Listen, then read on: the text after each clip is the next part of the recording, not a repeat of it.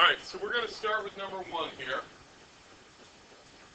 In number one, we have a stone being thrown downwards off of a bridge and not worrying about air resistance, so we're in the happy little physics world. And they tell us to choose the positive direction to be down. So, what's the first thing we automatically know about this stone after it's released? It's accelerating downwards. So this is number one. It's in free fall. So accel down at 9.80 meters per second squared. Right away, because of the situation, we know that it's accelerating downwards. Now, is it going to be speeding up, staying the same speed, or slowing down as it travels downward? Speeding up. Why do I know it's going to be speeding up? Well, it could be slowing down in free fall.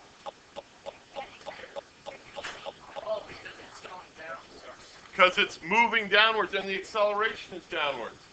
Remember, you speed up when your velocity and acceleration are in the same direction. If they're in opposite directions, you slow down. Right? That's one of those key facts to keep in mind. I'm trying to think if there's anything else we really need to realize here.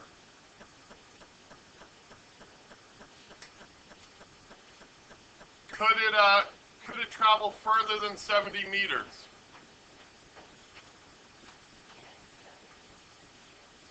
No. The underside of the bridge is 70 meters above the water. What happens when it hits the water? Is it still in free fall? No, because the water affects it. All right? So it's only in free fall till it hits the water.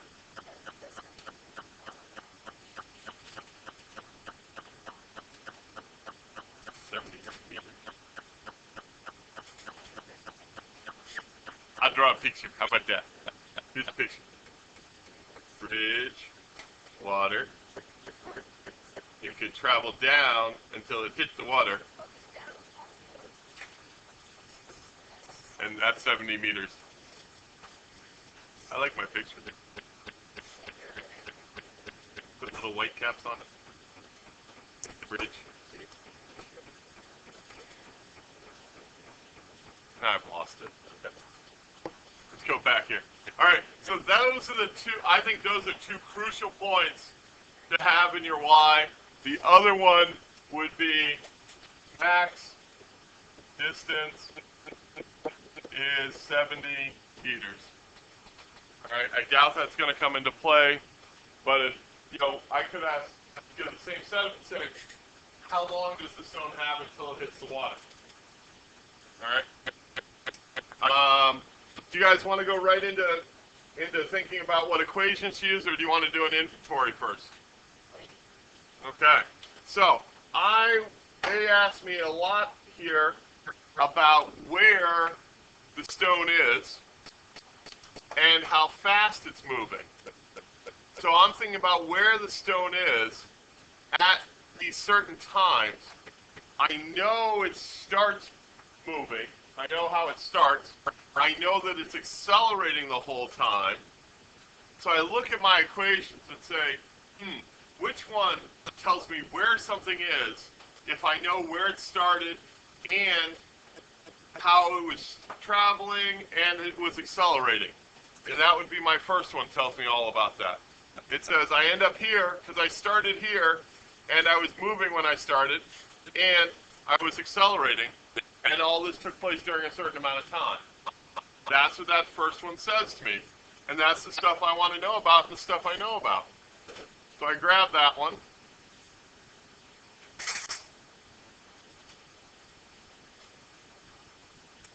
And that tells me all about where I'm going to be.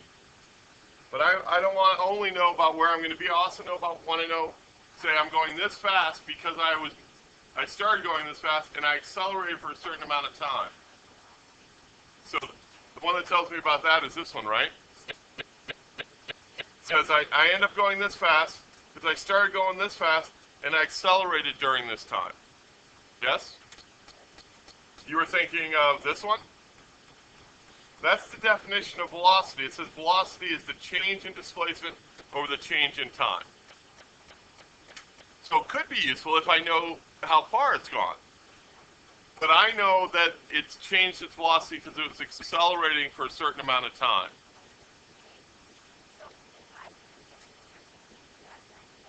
Yes.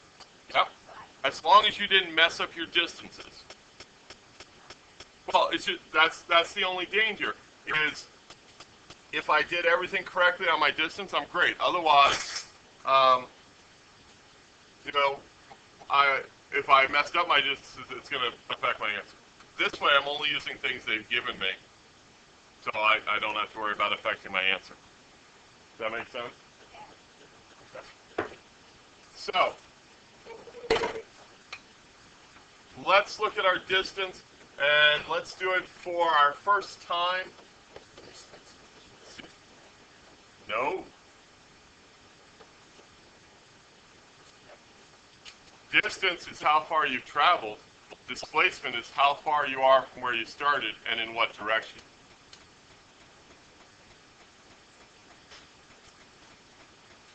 So, I'm going to do both these for a half a second. I want to know where I end up. What do you want? Where do you? Let's see. All these are going to start at the bottom where he released them. What position do we want to call it where he releases, or she or he releases the rock? 0. That's a good choice. 0 meters plus. Let's see. Wrong one. At the beginning, it tells me it's moving 13.8 meters per second downwards.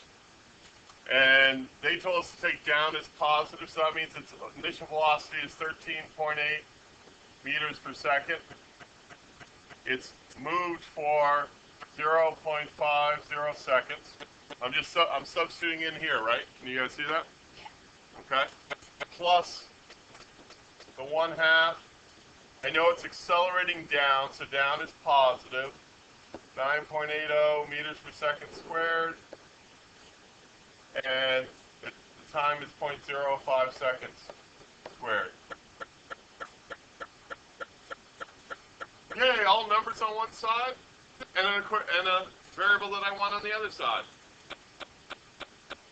Arithmetic now, right? Yes? Would you get 8.125? Yep, that is correct. So, equals 8.125. I'm going to call that 1.3 meters, just so I stick with my 3 sig figs. Okay? Although technically I really should call that 8.12 meters. I don't want to round to the evens, but we'll talk more about that later. So now I know where it is at half a second. I really would like to know how fast it's moving in half a second. So I'm going to use this equation for how fast it's moving. I don't know how fast it's moving. I know it started at 13.8 meters per second. Plus it's accelerating downwards, which is the same direction as that 13.8, 9.80 meters per second squared. And it's done it for half a second. And I get 18.7.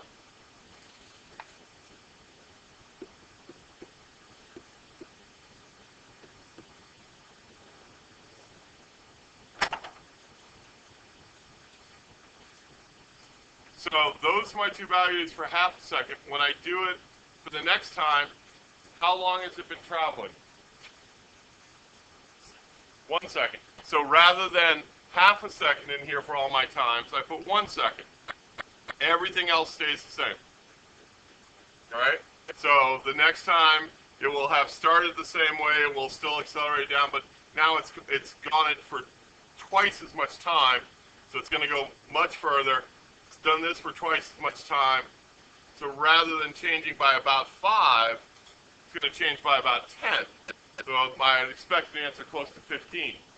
14.7, 14.6. Sorry, 20. 23.7, 23.6, somewhere in there. Because remember, the acceleration describes the rate that the velocity changes. So every second here, it causes the velocity to increase by about 10. So after 1 second, I expect an answer in mid-20s. 2 seconds, mid-30s. 3 seconds, mid to low 40s. You know, it's increasing by almost 10 every second. So we're up to number 7. Very strong, but inept shot putter puts the shot straight up with the initial velocity of this. How long does it have to get out of the way? The shot is released at the height of this, and he is this tall. Oh, he's got to get out of the way before it hits him on the head, right? If the shot hits him on the head, it's going to make him shorter.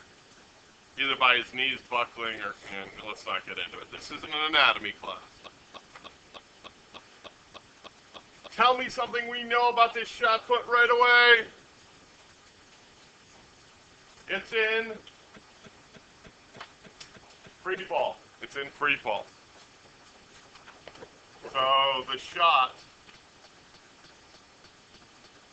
is in free fall. So A is down at 9.80 meters per second squared. Anybody remember the special name we give to 9.80 meters per second squared because we use it so often? Little g, little g, little g.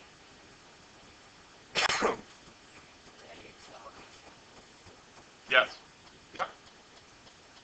All right, and let's see what else we know here. So on the in a second I can. So on the way up, what's the shot going to do? Is it going to slow down, stay the same speed, or speed up? It's going to slow down. What's it going to have to do right at the top? Stop. And then what's it going to do on the way down? It's going to speed up.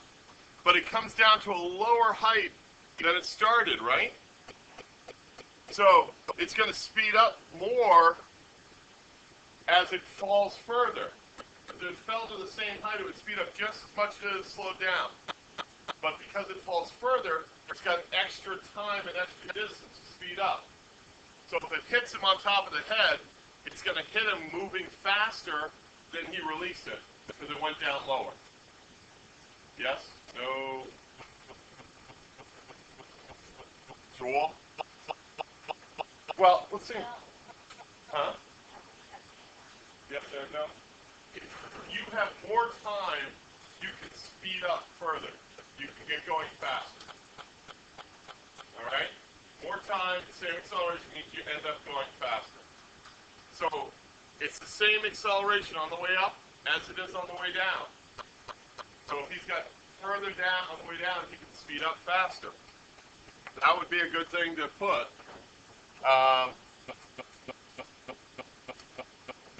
Lands below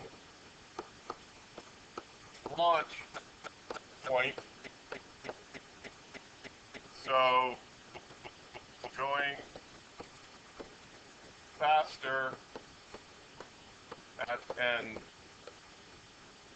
than start.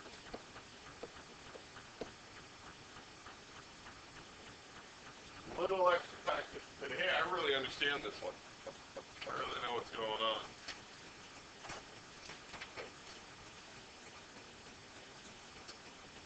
So we want to know how long it's going to take, though. So I think I'm in a picture mood right now. So let's see. It starts here, travels up, comes back down to here, right? And this, we're told, is at 2.2 and then down to 1.7. So this is at 2.20 meters. This is at 1.70 meters. The ground is way down here. We know it's accelerating downwards at 9.80 meters per second squared. We know here it's moving up at 12 meters per second. Right? So much chocolate.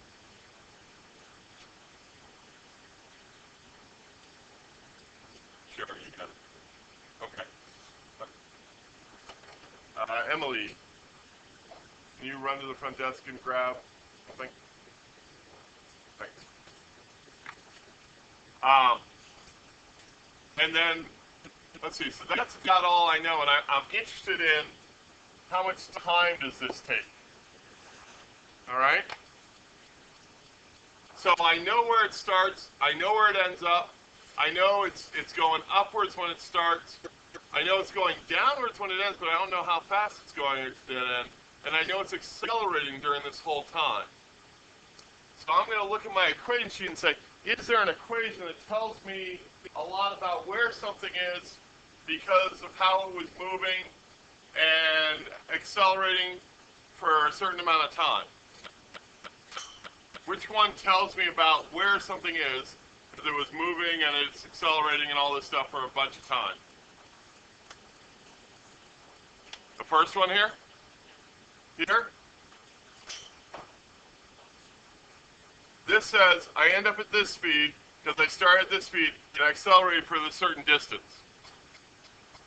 So if we were to use this to find the time, we could use this if we knew how fast I was going at the end, how fast I was going at the beginning, and then accelerated for, say, 200 meters. But I don't know how far I accelerated, and I don't know how fast I'm going at the end. So I'd be left with two variables. Yeah? The definition of these? Which one? The acceleration definition?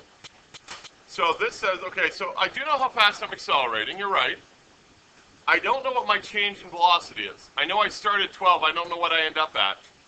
And I don't know how long it takes me to do that. So unfortunately, I hit that problem with two variables. But maybe I could use this one to find out the time. Problem is, I don't go a set velocity. My velocity's changing. So the top one, let's see what we know about the top one. Do I know where I end up? Yes. Do I know where I start?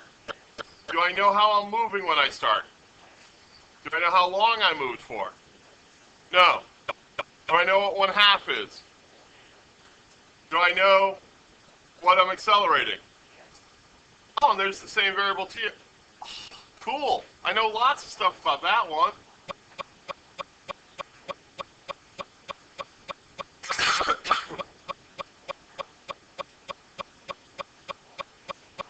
Yes, ma'am. Okay. That's fine. That's fine. That's the good thing about the video, right? Because if you're in suspense of how this is going to finish, it'll be posted up. All right, so let's see. I end up at, which way do you guys want to call positive? Now we're getting into the math world. Oh, okay.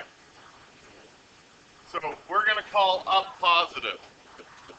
Folks, are we done with this one? Should I just move on? Because I feel like I've lost about half of you. No? Okay, I'll keep going on it. We're going to call up positive. So I end up at 1.70 meters. I start at 2.20 meters. When I started off, I was moving upwards at 12 meters per second for some amount of time. I don't know how long. Then, and I was accelerating downwards, right?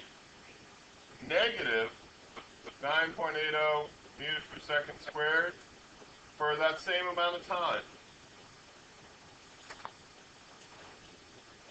only one variable. So it's solvable, right? How do you guys solve a polynomial? Try a little bit. You know how I solve a polynomial? Screen. The way I solve a polynomial, I wish I could remember that website. Physicsisfun.net. I know. It's like I've been keeping it a secret. And go all the way down to the bottom to what's called Wolfram Alpha, and I'll even zoom in on that a little bit for you. That I've labeled nice equation solver. And I write my equation in there. Let's see. 1.7 equals 2.2. All right, 1.7 equals 2.2 plus 12 times t plus 0.5 times negative 9.8 times t squared. And I hit equals.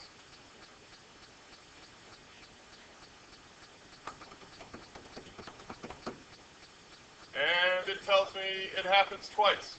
Once in negative time. Can negative time exist? No. And once at 0.856 seconds. And that can't be right. I must have put in something wrong.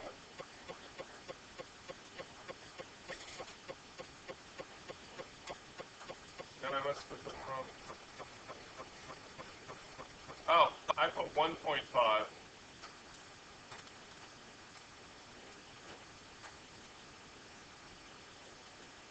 And I get 2.489 seconds. See? 2.4, and that would round to 2.49 seconds. And that's what the time is. So I go back here, and I say, now that I've done all that helpful math, I get 2.49 seconds. And that's how much time the shot putter has to get out of the way before the shot put hits him in the head. I doubt we'll get it done, but we're going to start off by talking about number 6 a little bit. And we might have to continue it next time. But number 6 has an interesting thing. Tell me something about the rock. Okay, so it's dropped. What does that mean about its starting velocity? 0. Excellent. So its initial or starting velocity is 0. As soon as it's released, what's it in? Free fall. It's a free fall. So A is down and little g. And here's the part of this one that a lot of people miss or don't think about at first. Is the rock's got to start at the top, it gets to the bottom, and it creates a sound. But then the sound has to travel back up to the person. So the total time, this 4.9 seconds, includes the time it takes for the rock to get to the bottom of the cliff and the time it takes for the sound to get back up to the top of the cliff. So this is, it doesn't take the rock 4.9 seconds to get down to the bottom. It takes maybe 4 seconds and then 0.9 of a second or something for the sound to get back up. So we have to take that into account when we're ending up solving for it, because we only want to know how high the cliff is. And we can do that by finding out either how long it takes the rock to get down there or how long it takes the sound to get back up. All right? So we will, if you want, we'll start with that one next time.